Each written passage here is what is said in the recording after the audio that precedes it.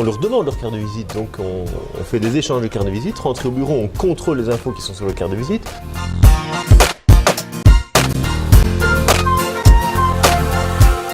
Bonjour Christian Lange, vous êtes le fondateur de Glutton, une société qui fabrique des aspirateurs de rue, c'est ça? Aspirateurs de déchets urbains. C'est ça, donc aujourd'hui vous êtes une société qui a une quinzaine d'années, vous occupez une trentaine de personnes. Vous avez réalisé 4,1 millions d'euros de chiffre d'affaires l'année dernière, je pense. Absolument, oui.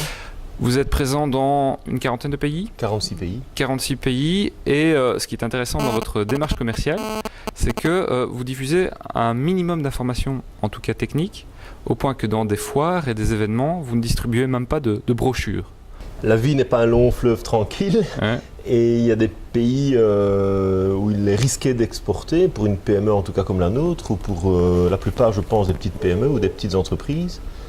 Il y a des pays avec des risques de copiage très élevés, et donc nous on a décidé de ne donner aucune information sur les salons, dans aucun des pays du monde d'ailleurs. On fait des échanges de cartes de visite, C'est ça. et puis rentrer en Belgique dans les bureaux avec les cartes de visite, on qualifie les contacts, on contrôle les contacts, et en fonction des pays, on envoie ou on n'envoie pas de documentation. Tout à Donc fait. pour vous, c'est essentiellement un risque de copie, quoi. C'est des pays comme, vous disiez l'Italie, étonnamment, L'Italie, on ne mais voit pas aussi en été, l'Asie. où on était un en tout cas, Ouais, et en tout cas différents pays d'Asie, ça c'est certain. Hein. c'est ça. Donc qu'est-ce qui... vous expliquez que sur un salon relatif à la propreté urbaine, donc forcément c'est votre cible de marché, vous attendiez que justement les gens vous présentent leur carte de visite.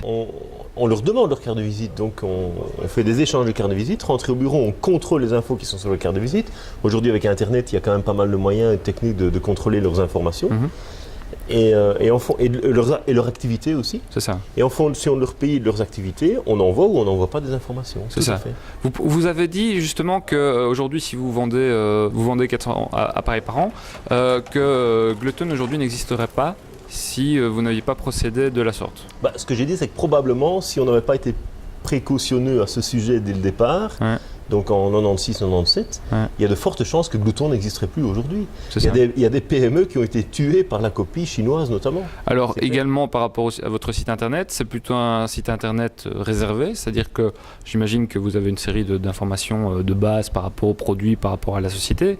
Par contre, si on veut aller un peu plus loin par rapport aux gammes et autres, là aussi accès réservé, parce que de nouveau on vous regarde de Pékin, de Séoul et d'autres. Évidemment, sur le site internet, on ne montre que ce que je considère comme être montrable.